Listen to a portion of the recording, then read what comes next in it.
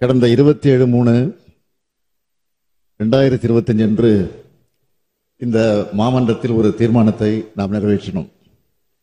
இந்திய திருநாட்டின் மத நல்லிணக்கத்திற்கும் சிறுபான்மையின இஸ்லாமிய சமுதாய மக்களுக்கும் கடுமையான பாதிப்புகளை ஏற்படுத்தும் வகையில் 1995 ஆண்டின் வக்ஃப் சட்டத்தினை திருத்துவதற்கு மக்களவையில் அறிமுகம் செய்துள்ள வக்ஃப் சட்ட திருத்த முன்வரவினை முழுமையாக திரும்பப் பெற வேண்டும் என்ற தீர்மானம் பாஜக நீங்களாக அனைத்து கட்சிகளாலும் ஒருமனதாக ஏற்றுக்கொண்டு நிறைவேற்றப்பட்டது.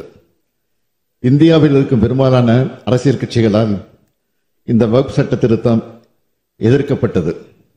இவை அனைத்தையும் மீறி நாடாளுமன்ற மக்களவையில் வக்ஃப் சட்ட திருத்தம் நிறைவேற்றப்பட்டிருப்பது மிகுந்த கண்டனத்துக்குரியது.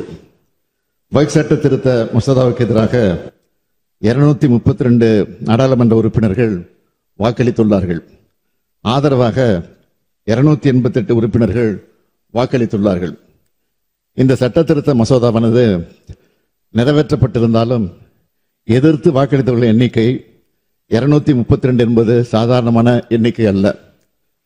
எண்ணிக்கை கூடுதலாக கிடைத்திருக்கலாம். ஆனால் இந்த சட்ட திருத்தம் எதிர்க்கப்பட வேண்டியது மட்டுமல்ல, முழுமையாக திரும்ப பெற வேண்டியது என்பதுதான் நம் கருத்து. அதைத்தான் நாம் இங்கே தீர்மானமாக நிறைவேற்றி அனுப்பியிருந்தோம்.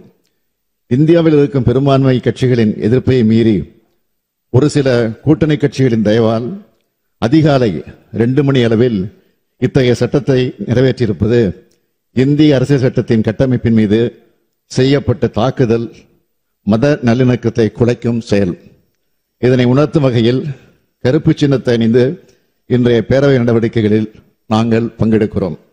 சர்ச்சைக்குரிய இந்த சட்ட திருத்தத்துக்கு எதிராக உச்சநீதிமன்றத்தில் திராவிட முன்னேற்ற கழகத்தின் சார்பில் வழக்கு தாக்கல் செய்யப்படும் என்பதை இம்மாமன்றத்தில் தெரிவித்துக் கொள்கிறேன்.